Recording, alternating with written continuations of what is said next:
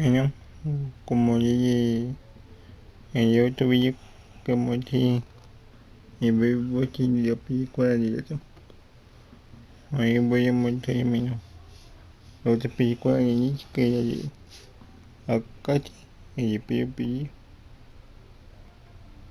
Este menos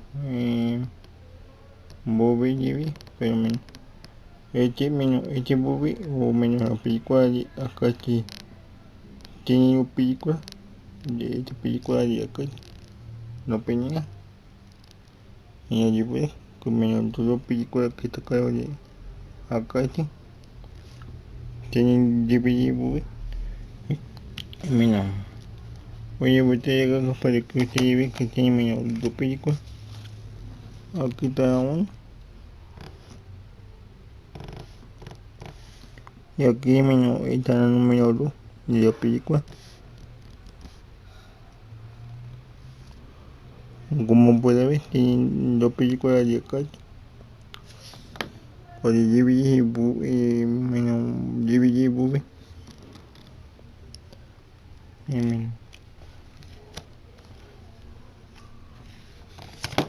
Ahí está el menos que tiene dos películas.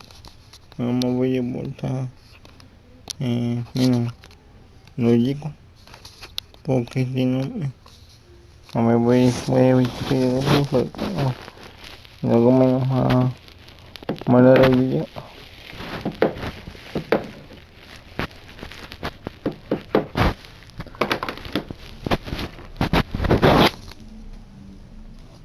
Como que breve menos lo digo con la película de acá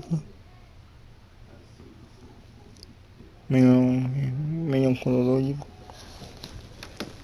menos no tiene así lo digo después de cada película que menos gusto de cada película el DVD el Blu Ray y menos voy a mostrarles cómo llevé la película en la tele. Nada más para que lo vean.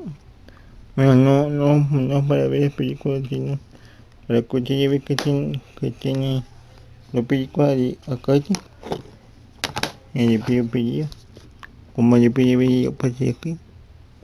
Y menos voy a esperar un día, nada más. Espere, voy a estar a una hora, menos no sé cuánto, hora de tarde, que ahí voy a mostrarles la película. Espere,